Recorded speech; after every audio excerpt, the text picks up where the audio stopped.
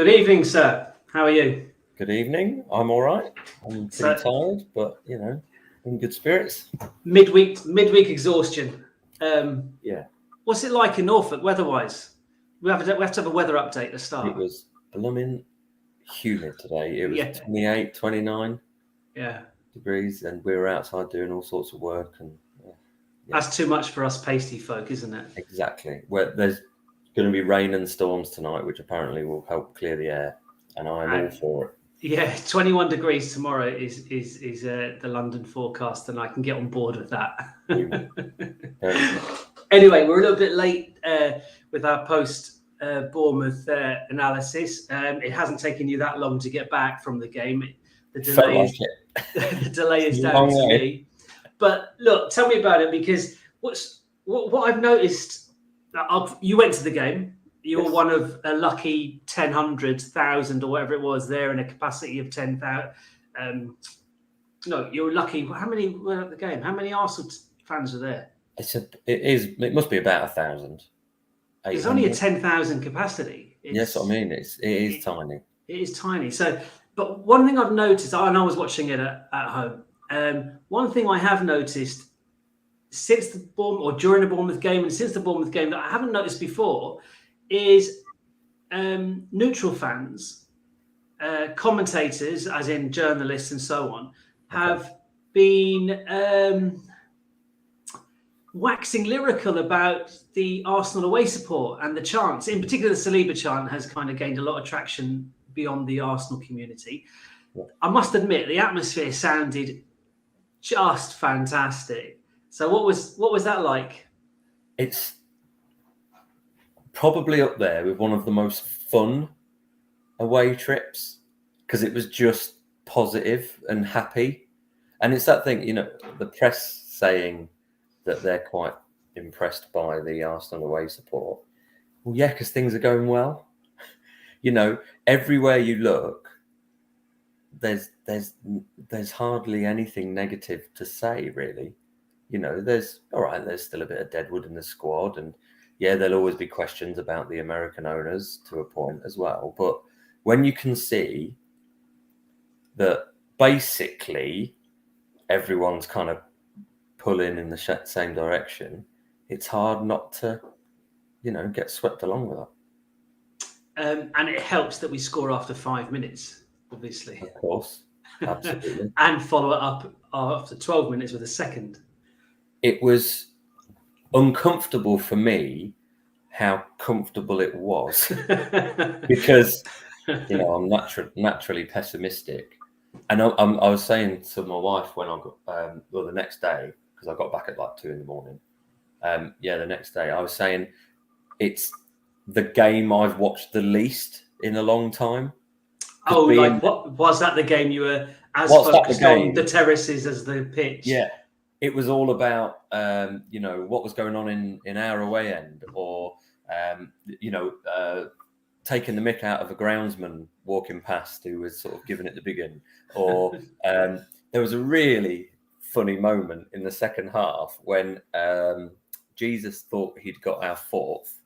And there was a guy who just stood up in the Bournemouth end with his Arsenal shirt on, like fully starfishing. And there were half a dozen Bournemouth fans who were apoplectic. And it was quite funny because, you'd be annoyed. Okay. And it kind of would rub it in, and you'd sort of, roll your eyes. If I was a Bournemouth fan, would I be apoplectic about Arsenal maybe scoring a fourth and one of their fans being out in our end? Bournemouth. No offense to Bournemouth. Bournemouth is lovely, and it's a really lovely community stadium. And as much as, their team didn't really get a kick first half, that was because we were so good. But you know what? They've got no pretensions. They know that they're punching above their weight. They've just lost 4-0 at City, and they played us, and then they're playing Liverpool their next game. They're not. These games are free hits, I guess. I mean, but you'd fancy they may have fancied themselves a bit against a last season's Arsenal, perhaps, and maybe not the way we've started this season, perhaps. But what's really good is the way we've kind of no fuss. We've stepped up, did the job, off we go. Well, considering that, the bits that I saw of Bournemouth in the Championship last season, which wasn't a lot, admittedly, but they were a good side. I mean, they were missing Solanke up front, which is always going to be a big loss. Top scorer last season and whatnot. But their plan B, as it were, was to stick Kiefer Moore on, the Welsh centre forward, who tried to do a bullying job as a tall, strong centre forward will do, and he just had nothing. There was just nothing. Saliba and Gabriel were just not bothered. It was just brilliant. Yeah, and we have got real kind of physical presence in the centre of that defence with those two there. So it was the same team selection 3 games in a row. Don't change the winning side. Yeah, if it ain't broke, etc. What does it mean for Ben White? Well, I think it's good for Ben White in that if Zinchenko is the left back, but he's continually going to occupy midfield when we've got the ball in the attack, then it's fine for Ben White because he effectively becomes a sort of half full-back, half centre-back anyway, so that we've got the cover if needed. But he can also get forward when he senses that it's okay to do so, hence him sticking the ball across for one of our goals. So we come up against Liverpool, say, in the next game. Let's say, for example, if we were to come up against Liverpool in the next game, and so Salah will be coming down that side, perhaps, Diaz will be coming down that side. Do you stick with Ben White, or do you play your specialist right back, Tomiyasu? At the moment, I'd probably stick with Ben White, just because it's early in the season and his sharpness will be so much better. Yeah. Whereas, Tomiyasu is the specialist right back, but everyone's trying to get up to speed at the minute. Liverpool for one, and I'd probably stick with Ben White. I think Ben White's doing really well. He's come up against Zaha in one game, and then the likes of Vardy and Maddison at Leicester for the second game, and Bournemouth in the second half were a lot better. They brought on apparently ex-Arsenal youth player. Was it Jadon Anthony? I think his name was. Oh, I don't know. And he was a bit more lively. They didn't create a huge amount, but the first 10 minutes, I think, without creating anything, they did take control of the game. First 10 minutes of the second half, but then Saliba's goal was just ridiculous. I mean, I nearly swore in front of the children. Just the way he swept it in. It says everything about what was going on with my headspace during the day. That I didn't even realise it was him that had scored, because I assumed someone who was finishing like that would not be the tall, muscly centre back. And previously hadn't scored. Yeah, and I was just so obsessed. I mean, we sort of celebrated in the way that we football fans do, jumping up and down, whatever. But then I became transfixed by Zinchenko's reaction, which I know has been, analysed on widely and everywhere else. But it's the way he dropped to his knees and was like, what the hell? It's just amazing. I love it. But then he didn't. It's not like he went, oh my God, and then went and celebrated. No, he walks away. He walks away. Like in disbelief, that didn't happen. No, it didn't happen. I don't know. Like doing a Rain Man or something like that. It's so bizarre, but brilliant. Much in the way that Aaron Ramsdale endeared himself to the Arsenal fan base with his attitude and his spirit last season, I think Zinchenko, Jesus and Saliba as well, but there's something a little bit different about Zinchenko, a bit special about him. Now, I know that himself and Saliba, there are pictures of them as kids with Arsenal jerseys on. I know that. And so there's obviously something deeper there as well in terms of connection. But the way he celebrated, I mentioned this last week, maybe it was to you privately, I can't remember, but when we had the penalty decision, the Vardy dive and the penalty decision overturned against Leicester, there's a still of Zinchenko's reaction to it being overturned, and it was like he just scored a goal. Yeah, it was that, and that kind of, that's elite mentality. That is, yeah. This is every game matters. Yeah, you know, every the most moment important. Yeah, exactly. So I was going to break it down. Yeah, so I was going to say, like, it doesn't matter what position in the league season this game's coming in. The game you're playing is the most important game, and then within that moment turned. What was it? A 2-1? No, sorry, a 1-1? Was it? I can't remember the score at the time. We had scored, so basically it protected a lead. It kept the initiative with us. We were the better team. We didn't deserve to be pegged back. The penalty came out of nowhere. I think it would have been a 2-1 half-time lead instead of a 2-0 half-time lead or something like that. I can't remember exactly.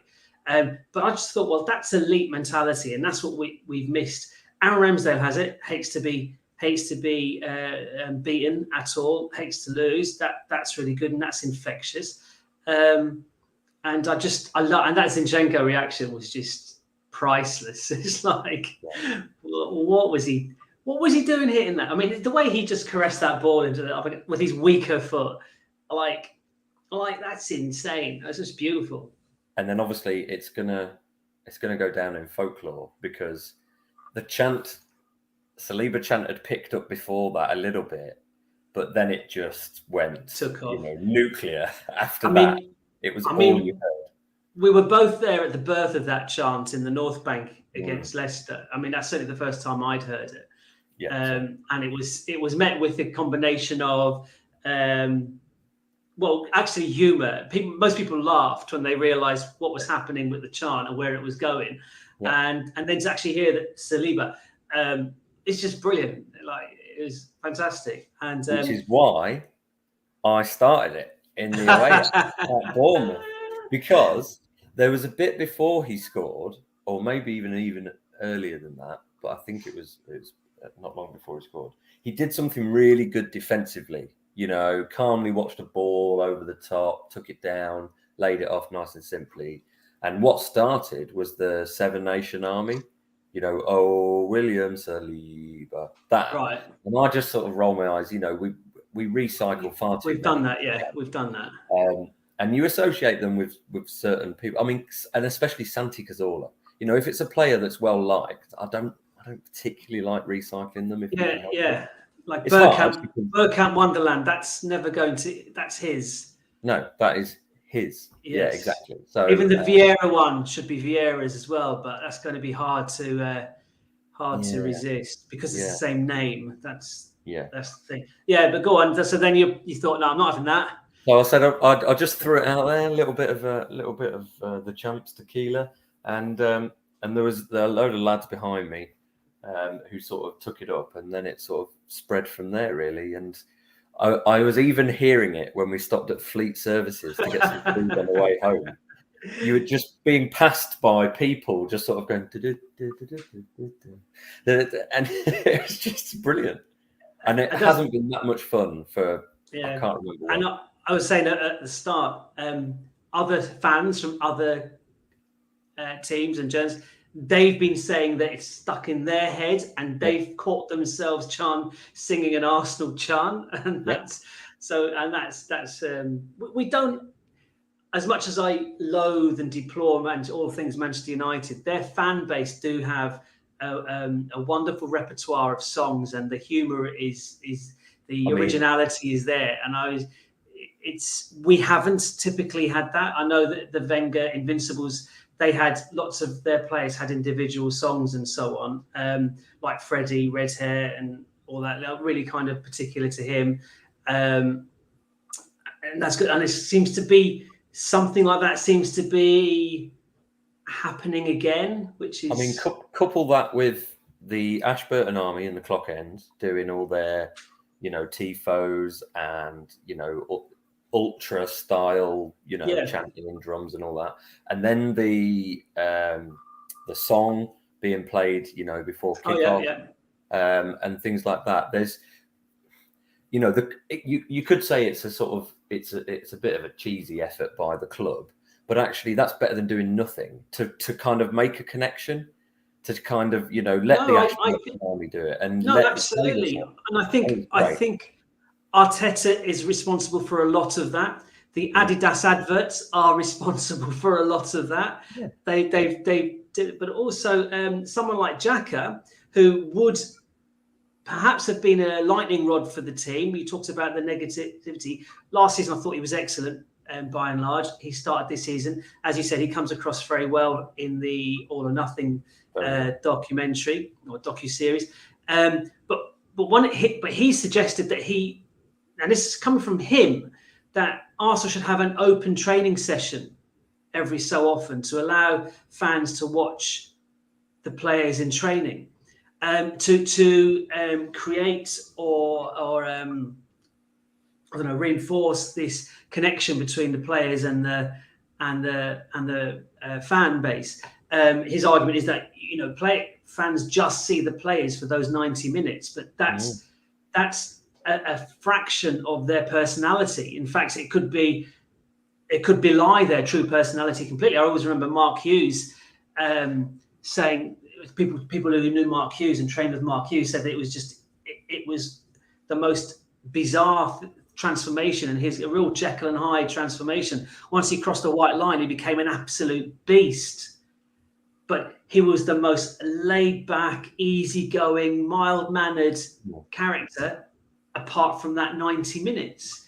But the fact that Xhaka is suggesting that the club open up more to the fan base, that's a nice redemption arc for him, and more power to him. I like him. What can I say? I'm not saying I'd necessarily have him in my ideal first 11 if we bought someone, but I certainly wouldn't be selling him.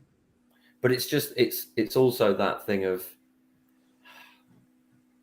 like, even when you're talking about Xhaka, whether he's good enough or this, that, and the other, and or whatever flaws he has and positives he brings to the team, it's just we kind of like everyone at the minute, and it's I don't know.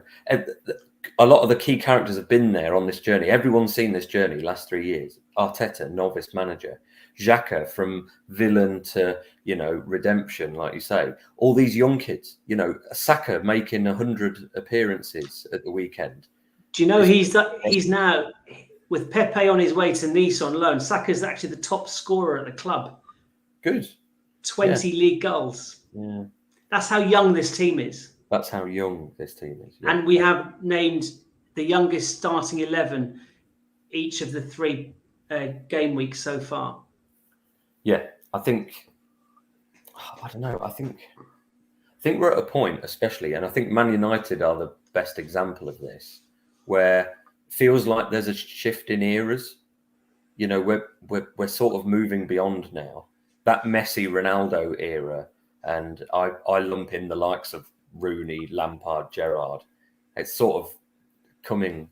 It's done now, and there's a whole new generation through. Whether it's Saka, Smith Rowe, or whether it's Mbappe at PSG, Haaland at City. Yeah, exactly. Nunes, maybe. Yeah. Yeah, it's exciting. Right. Okay. So performance. Right. So just casting your mind back to last weekend, the other results. Spurs had a very uninspired 1-0 win at home to Wolves. Wolves apparently dominated the first half, then Spurs stepped up and we listened to it on the radio driving down in very slow traffic on the M25, and it just did sound all Wolves very organised. Spurs were apparently very lacklustre, but Conte's going to get a reaction, isn't he? They won 1-0. And Wolves aren't great shakes at the minute. No, they haven't got a striker really. They've got that new striker, but that was his first. He only had one training session or something, and they're after another striker as well. But that might be because of the links with Neto for us. But we'll get to that. So that was a disappointing way to start the weekend, was the Spurs winning 1-0. But again, home to Wolves, I didn't expect anything other than a home win there. If anything, if we can take anything from it, it's the fact that it was a poor performance, and they're not as confident now as they were at the start of the season. Like Spurs fans I know, certainly they know they got lucky against Chelsea. They went behind against Southampton. Good reaction, good response to going behind, however. And a kind of an insipid 1-0 win against Wolves. I mean, look, it's still 7 points on the board. It goes one way or the other, though, doesn't it? It either goes the way of their performances improving and results maintaining that positive streak, or actually they get found out and those poor performances become the norm, but they don't swing into points on the board. Yeah, like Liverpool, who've I think conceded the first goal in 7 consecutive Premier League games before they played Man United, but they hadn't lost any of those. But that's got to that caught up with them on Monday night. You can't keep doing that. It's just ridiculous. Okay, so then on the Sunday, I didn't even watch it. I had no idea it was happening. And someone messaged me and said, have you seen the Chelsea result? And I'm like, well, that must mean there's something I'm going to like. And so I clicked on. And at the time, it's Chelsea score, they said it was 2-0. I thought, well, I'm going to jinx it. So I switched it off again. And I checked when I knew the game would be over and they'd lost 3-0. And I thought, whoa, okay. Because they were pretty imperious against Spurs in drawing 2-2. They were quite dominant.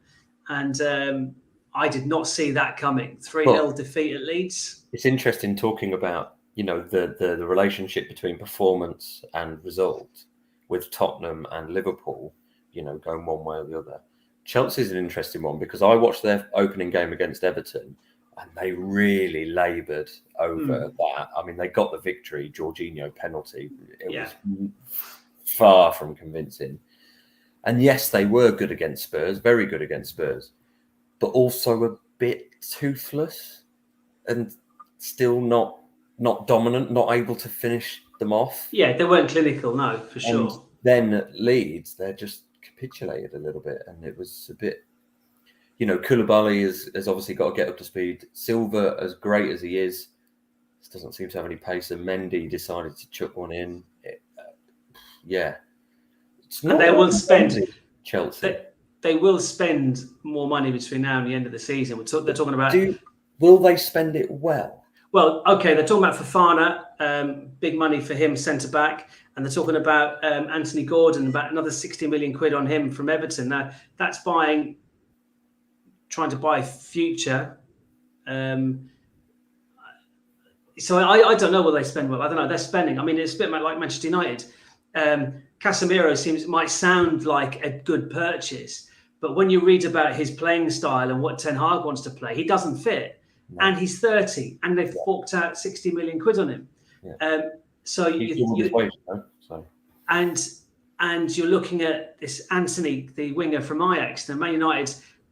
Ajax have said, well, you've got to pay we want 90 or 100 million euros. And so Man United are actually going to pay it.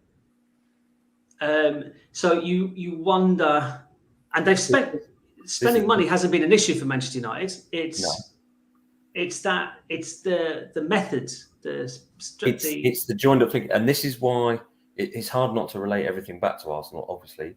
But Arteta knows what he wants from the team. And you feel like the players that are brought in fit that vision. Yeah. I hate the word vision, but fit that vision. Like you say, does Ten Hag really want Casemiro? I mean, as a short-term fix, maybe. But he's slow. Everything you read about him, and I've seen he's slow. He's physical, so he's got that physicality. But he's slow. He's like kind of a slower version of Xhaka, even and that's that on the turn, and he find it difficult to avoid the press, and that's his position. And I think I just can't believe that if Tuchel at Chelsea was given the choice that he would buy Gordon from Everton. To he's got Sterling, he's got Mount, he's got Conor Gallagher, he's got Ziyech. Although Ziyech may have gone, I think. He's got Pulisic. Ziyech is linked with Ajax, and I think that's just connected to the Anthony thing to United. Absolutely. Season with Havertz as the striker? Yeah, they've not been linked. I know Newcastle this evening are about to buy Alexander Isak. Really? Oh, yeah, okay. 60 million, I think, is the price touted. That might be euros. I'm not sure. Depends on where you read it. But he didn't score many goals last season. Like really few, very few goals. But he's young, isn't he? He's 22. If he clicks, he could be good. But Newcastle seem to be making some sensible purchases. It's they've not gone gung ho and thrown money all over the place. There does seem to be a bit of thinking behind their purchases as well. Yeah, they've got Callum Wilson, great striker, will score goals, won't always be fit. They've got Chris Wood, will always be fit, won't always score goals. So they'll dovetail, that's fine. Yeah. Although Chris Wood will chip in with a few, but not to the level he scored tonight. So add to that a 22-year-old player who's relatively highly rated into a team that is going to continue to improve, both through coaching but mostly spending.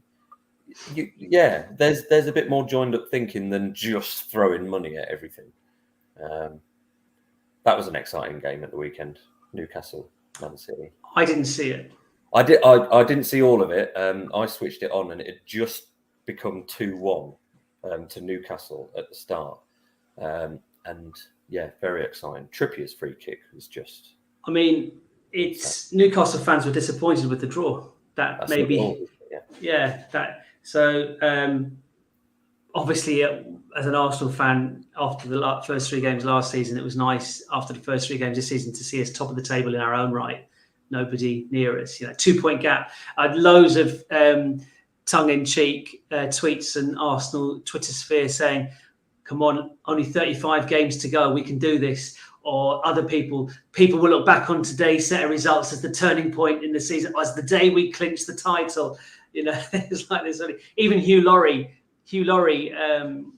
tweeted something similar as well. It came up. I had forgotten he was a Gooner, but I knew I loved watching House for a reason. So, right, okay, that's and then United beat Liverpool 2-1. I don't want to. Again, it's a game I really wanted to see, but because of what I was doing at the time, I couldn't actually watch it.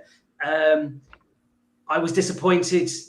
United won. I didn't want that result. I want United to lose every single game. At the same time, I didn't. If they got hammered 4 or 5-0, I didn't want them kicking Ten Hag out the door. I want him to hang around a little bit longer. I want them to be just good enough to not get rid of him.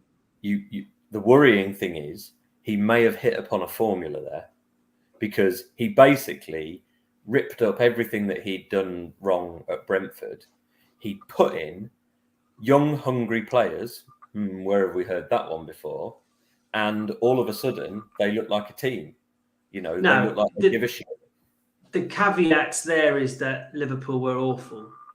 Yes, they were. But getting rid of Maguire and Ronaldo from a starting 11, and Shaw. Malacia, the fullback, he looked to the manner born, and he's a kid. He looked brilliant. It's just whether Ten Hag has got the stones really to stick with that, because Ronaldo will command. I imagine his contract will command that he features more than probably deserves to at the minute. Maguire's a funny one. There was a brilliant clip which I never saw at the time, but when Man United signed Maguire, Merson really shot it down. No, I've seen that. Yeah. Seen that. And actually, you look back now and think, that's it. I never got Maguire. I've never understood him as an £80 million centre back, and I hope Man United play him every single game they can. Interesting. They're away to Southampton on Saturday morning, the early kickoff on Saturday. That could be interesting. Southampton, they've actually done better than it appears they have done. I think someone said they've played like 20 minutes of good football and already got like 4 points because they came from behind twice for the. That's the thing. They're showing some resolve. They look a million miles away from where I'm sure they want to be, but coming back 2-1 to beat Leicester, impressive. And 2-0 down against Leeds, I think, and drew 2-2 late on. That's the other results. Fulham at home on Saturday, 5:30 kickoff. Team selection rather. What would you do? Play it again, Sam? Don't change your winning side. Yeah. Bench will have Vieira on it again, I assume.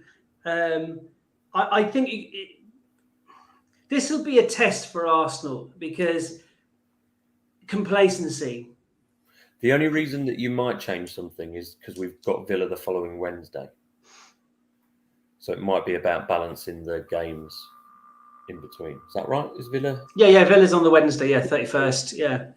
Because it's the holidays, I can actually go to that, even though. Yeah, me too. We've got inset day the next day, but that's fine.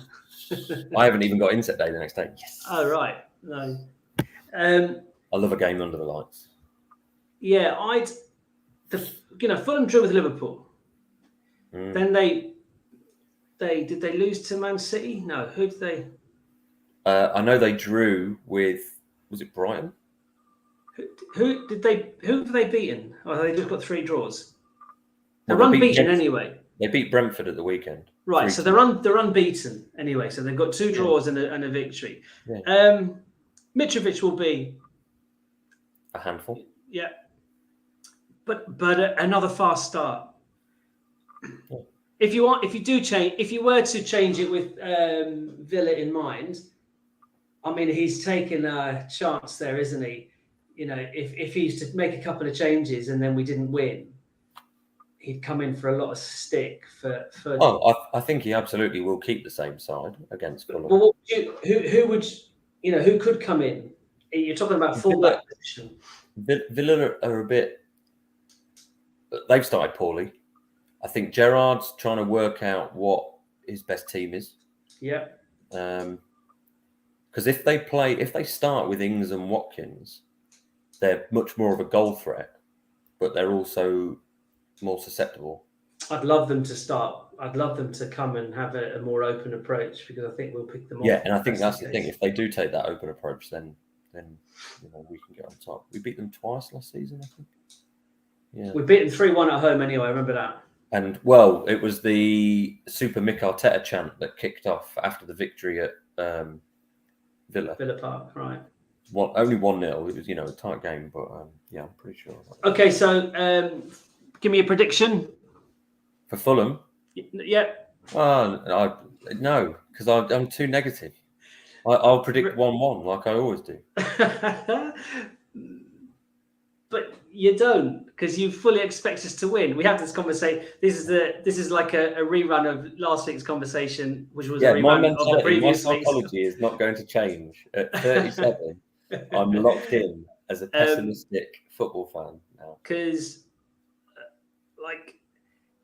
we looked at the fixture list at the start of the season, and we all thought we can win our first 5 games before United away. And you have shot that down repeatedly. And put it this way: of the 2 games before United, Fulham and Villa, we're more likely to drop points against Fulham, I think. Okay.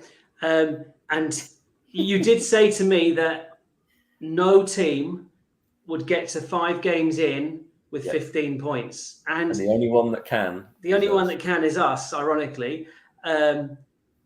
But if we drop points against Fulham or Villa, that they are bad results. Yeah. And they will risk, putting a pin in the balloon. Well, this is the thing. Everyone came away, the people that I travel with, we all came away buzzing and really excited. But everything's tempered with, but what will happen? There will be a setback, inevitably, Literally, only one team in the Premier League era have gone the season unbeaten. It never happens, but it's how you respond to that. And, we've been so guilty in the last sort of 20 years, no, not 20 years, 15 years or so, that setbacks become double setbacks. Yeah. And one knockback creates a huge cloud over everything. Yeah, and that's what we're looking at this season to prevent. What we're hoping to do is override that, and it's not to be blind to any failings we might have on or off the pitch or whatever it might be. But it's just that idea of actually, I think it's Arsenal fans realizing that we have a job to support. So our response to adversity should be to continue that support, whereas from a player's point of view, it's about, I don't know. Put it this way: when Guardiola, had his first, season or two in the Premier League, I remember lots of the post-match interview questions. Let's say Man City lost a game, or even drew a game. There would be all those old-fashioned, British journalists, proper football men who would say, so are you going to change the way you play? And he would always go, no. Because he has a philosophy. He wants football to be played a certain way. And he might adjust that. And as we know in the Champions League, sometimes he tweaks a bit too much. Yeah, exactly. And that's fine. He's got to calibrate that. And so it's about the players believing that the path they're on, it's not going to go smoothly all the time, but it is going to go. And we just got to go again. And I think we've also got to see that our depth is a little better. And that's what potential signings are all about. It's about strengthening in depth. Yeah.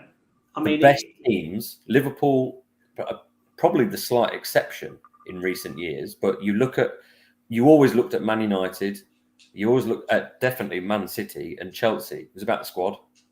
It was about it was about having a best 18, 19, 20 players. It's more a squad game than a team game these days. Yeah. And that's a mindset that an older fan has to probably work harder at getting out of or adjusting to.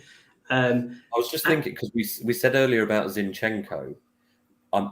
I think Zinchenko's better, by the way, but I always remember Alex Ferguson, when he was asked about certain unglamorous United players, and he would be like, yeah, but every team needs a Darren Fletcher.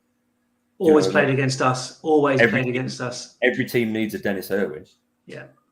And it's absolutely true. Zinchenko, that stat's flying around about his win percentage. It's ridiculous.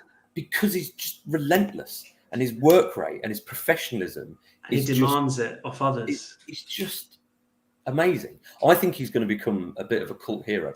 Gabriel Jesus is obviously the superstar, but Zinchenko, Guna when he was a kid, absolute workhorse, plays wherever you put him.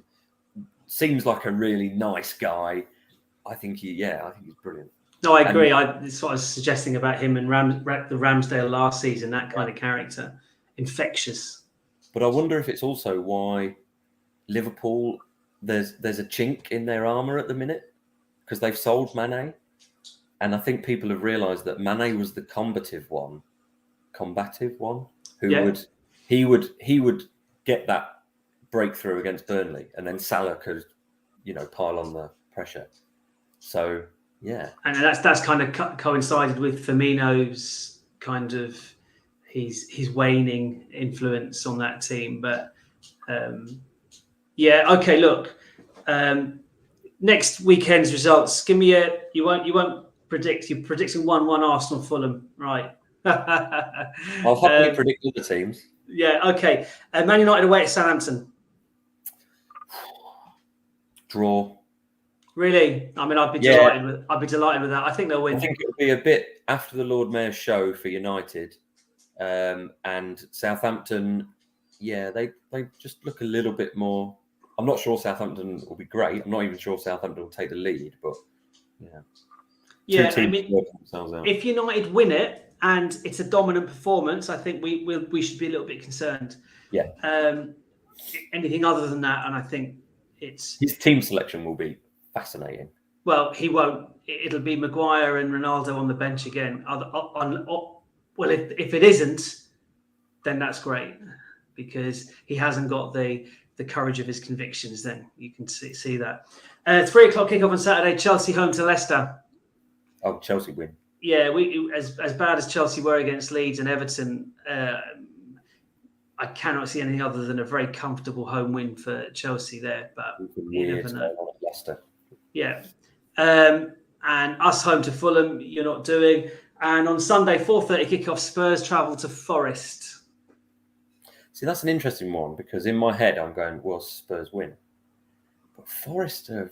I think Forest will be fired up for that. The atmosphere will be... I say will be fired up for every game this season. That would be amazing. I say this, in all my... And I don't go to away games anymore. Well, I haven't done for a few since before COVID.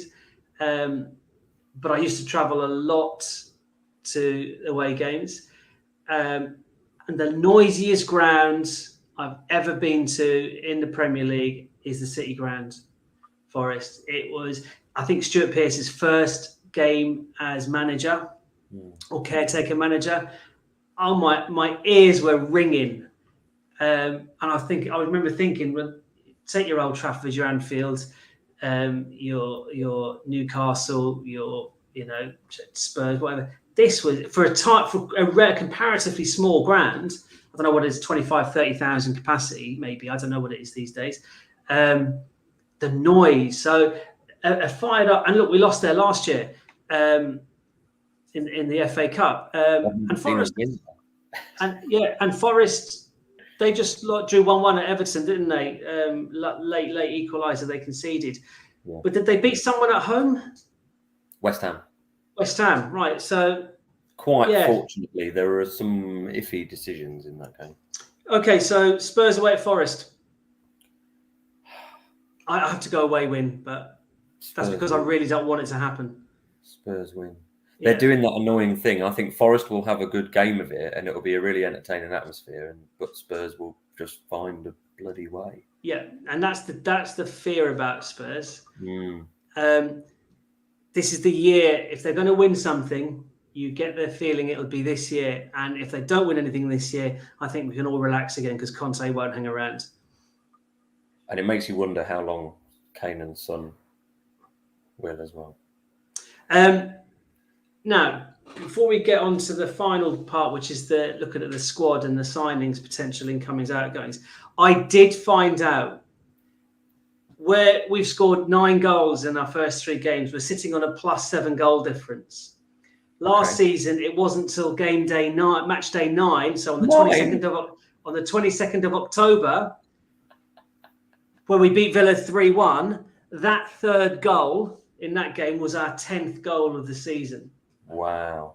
So that is ridiculous. It took us 9 games to get 10 goals. Right now, how far? So we're sitting on a +7. You have to go to game week or match day 19. So on the 26th of December, Boxing Day, where we beat Norwich 5-0, which gave us a +9 goal difference. So what was it? Goal 3 that day is where we're sat now, +7. At no point prior to that did we get to +7. It was Boxing Day, so 19 games in. Just as means nothing, but it means quite a lot. Also, the fact that we're free scoring at the moment. But it's obvious in a way.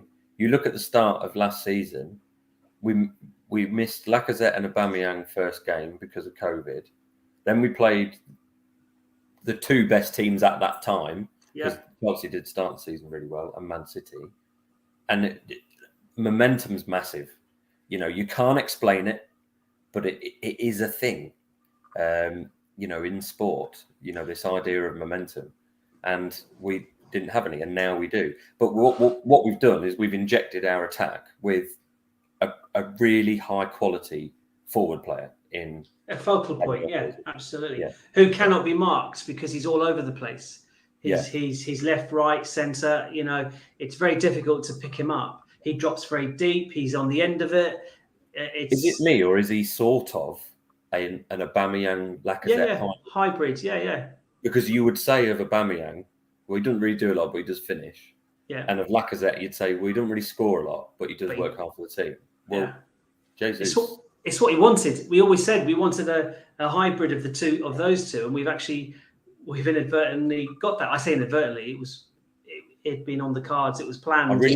I'd really like Saka to score this weekend, and then everyone scored. He's the only one, but still playing all right. Yeah, and also he occupies 2 or 3 of their defenders. And you know what? He was the top scorer last season, but he probably shouldn't have been. It takes the burden away from him, which is good. I was going to say something. What were we talking about? Goals. You want to talk about transfers? Right. Okay. Yeah. No. There was something else I was going to say about our goal scoring.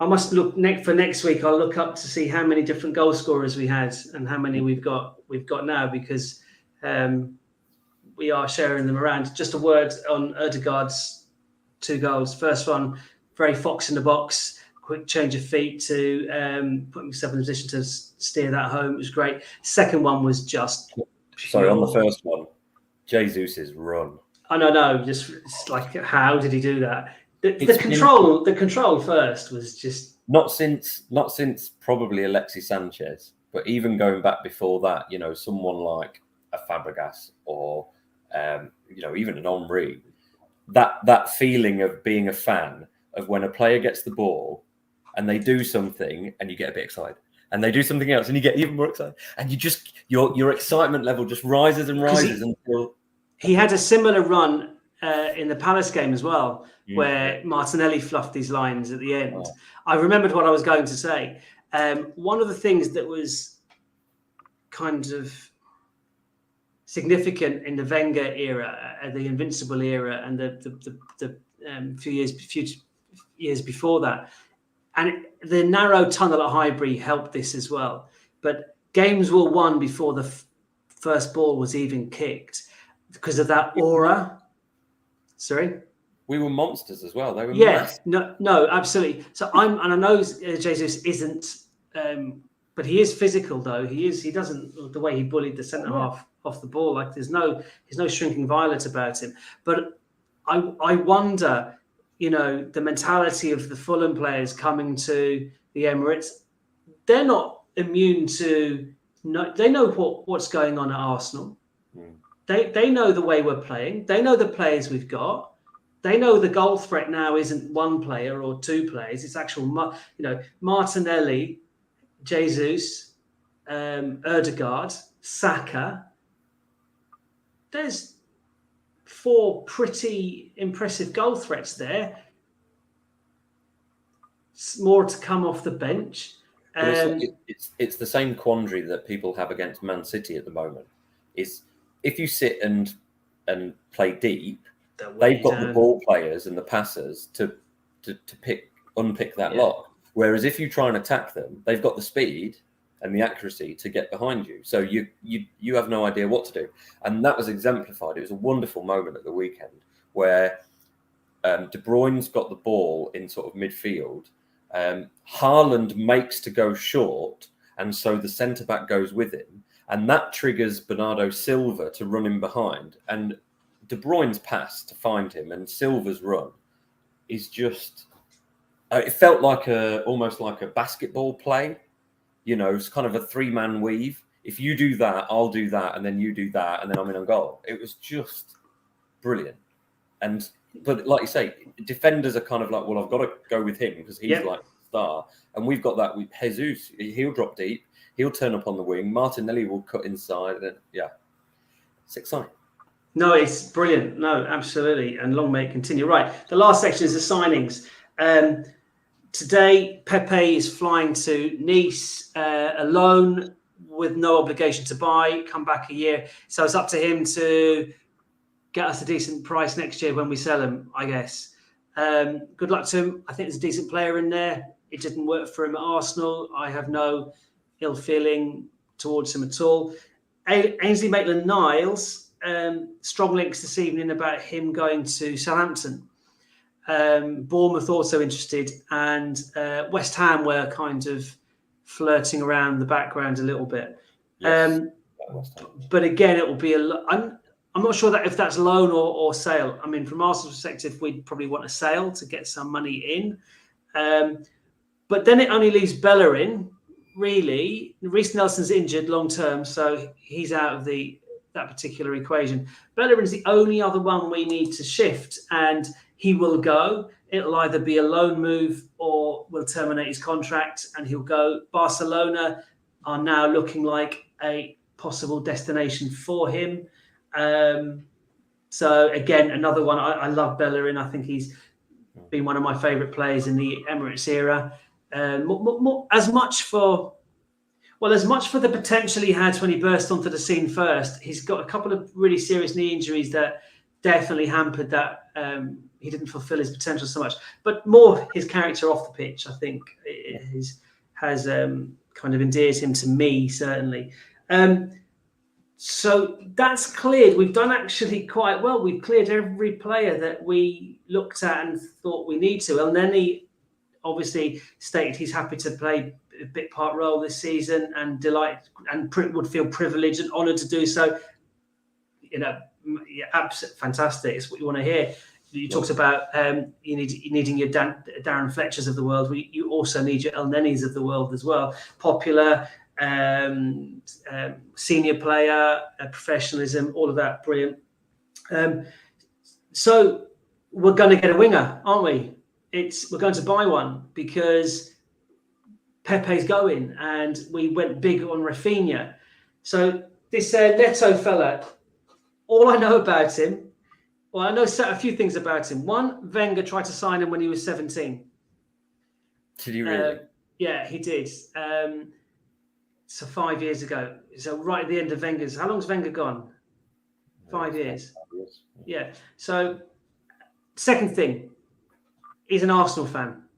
There are photographs of him as a kid in an Arsenal jersey, right? I reckon if either of my boys become are good at football, I'm going to take one photograph of them in every single big club's jerseys, just so I can trot it out and the fans will love them straight away, that kind of thing. And he's 22. That's it. That's all I know about him. Yeah, same. Seen him, on occasion for Wolves. Can't say he's a player that's massively stood out, but then he's not featured a lot. So he plays primarily on the left, but he can play on the right as well. Like you say, young, highly rated, fits the profile. Yeah, 22. The issue would be surely Wolves will want a lot of money. 50 million is the fee touted. Are we becoming a bit like Man City, where we just pay 50 million for everyone? Hey, listen, we paid 45 for Jesus and 30 for Zinchenko. Looking at some of the figures going around now, they're steals. You do wonder if when they're having negotiations and, Wolves come to Arsenal and say, well, if you want Neto, you're going to have to pay us 50 million. Arsenal don't say, yeah, but we've got Jesus for 45. So how do you work that one out? Because in my head, that's what I'd be doing. But do they say that? I don't know if that comes to it. And Wolves are going to go, yeah, but we're not Man City. Like, that money means a lot. And Neto's got a longer contract as well. But I've said all along since the start of the season, I've said I want two more players. I want a right winger, the Rafinha replacement, if you like, and the midfielder. Now, tonight, West Ham have, I don't know, they've certainly offered, I don't know if it's been accepted, about 35 million for this Lucas Paqueta. I don't know how to pronounce his name, but again, he's not the winger, he's the central midfielder, but he's quite an attacking one. But they're looking at him for the left centre midfield role. So Xhaka, so the left version of Ødegaard, but I'm not sure. I think we need somebody a little bit deeper, like a Tielemans player, or someone else who I don't know about yet. But Tielemans has gone. I think we could probably cope better without getting a winger more than we can a midfielder, because once Xhaka or Partey are out, Lokonga's great. I think there is potential there. Yeah. El Neni, we know what he's good at. But you'd feel a lot happier if Tielemans was there. But I'd want someone who's a little bit of a step up. Yeah, definitely. Whereas the winger side of things, actually, if we have to turn to, I don't know, Marquinhos, the new winger, for a couple of games here and there, you know what? So be it. And then, like you say, there's still Smith Rowe chomping at the bit, trying and Vieira, who can play wide. Vieira plays a bit more advanced, you know, and Nketiah and Jesus have been known to play on the wings. There's a bit more flexibility up front. Yeah, we can cover that. Yeah. The midfield, definitely. Your suggestion at the start of the season was that Tielemans will go to United. Now they've bought Casemiro. I think that's definitely off the table. Now, Chelsea are buying everyone, so maybe Chelsea will come in for him. I don't know. But it does clear the field somewhat. I mean, you read Fabrizio Romano tweeting about Tielemans, and he says the same thing since May. Arsenal are interested. Tielemans is the personal stuff's already been done. Tielemans is just waiting. The issue was Leicester asking for 35 million. Yeah, he's got a year left on his contract, and I'm sure Arsenal are sort of going, why would we pay 35 million now when we can have him for nothing next year? And I think Arsenal have offered 25, or they haven't offered anything yet, but I think they're looking at 25. I think that's. I mean, if we were to get Tielemans, Zinchenko, and Jesus for 45, 30, and 25, I think we've won the transfer mark. We've the transfer window.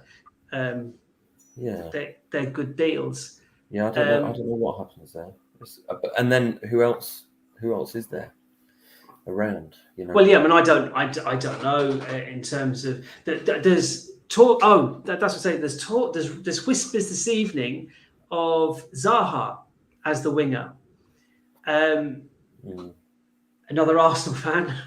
How much would they want for him? Yeah, I don't know what his contract situation is at Palace, and Palace really wouldn't want to sell him. I mean, he's older, and Eze as well. Ebrichi Eze, the youngster. He's a gooner. He's actually interviewed when he's a kid, saying that his dream is to play for Arsenal. Like he was quite open about that, and him and Zaha kind of. I think Zaha's playing a lot better because he's got more quality around him, and Eze would be. And he's young, and he's another one that you could, if you're looking at a Palace player, Zaha is very much for the now, Eze is very much for the next 10 years. So it's, I don't know, where's your focus? Saka's for the next 10 years as well. So maybe you do go for somebody now who can play right or left or through the middle. You know, Zaha has that flexibility, that versatility that Arteta seems to insist in his new signings, which is great because you know there are far more square holes for square pegs kind of thing, and opposition manager won't know how to.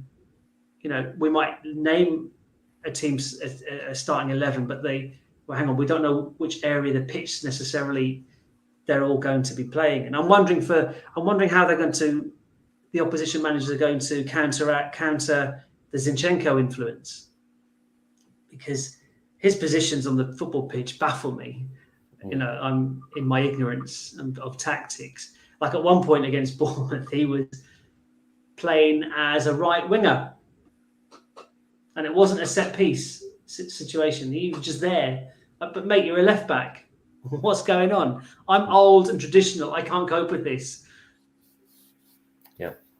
I used to be the same. I used to play fullback, and it would be like, "This is my strip of grass." Yeah. This is the one player I'm marking. I say hello because I played fullback as well. I say hello to him. I'll shake his hand, and I never let him out of my sight. That's it. Every other player on the pitch, I'm not interested in. And he always stayed there as well. Like there was no. Yeah, he was the same. Yeah, he was thinking exactly the same thing. My cat's there now. That's excellent. I think we're just under the hour. Perfect. Anything else to add? No. Anything else you'd like to say? It's good vibes at the minute. It's all good. Keep smiling. Look. Yeah. Enjoy it. Yeah. Enjoy it. Yeah, I've got to do some of that. Yeah, enjoy it because you know it ain't going to last. Quite. Yeah. So we got friends over this weekend, and at 5:30 I'll be disappearing off into here to watch the game. Yes, that's right. Yeah, so you're not. We're for once I'll be at the game that you won't be at. Yeah. So we'll see. Or I might do that thing because all my mates are here, and I can turn my phone off and then record it and watch it a bit later. Maybe try and avoid the score. Well, I'll ignore any messages from me, or tell me you're doing that at 5:30, so I won't message you. Right, okay, brilliant. We'll catch up again at the weekend after we've hopefully got 12 points from 4 games. Anyway. Imagine. All right, take care. Bye. See you later.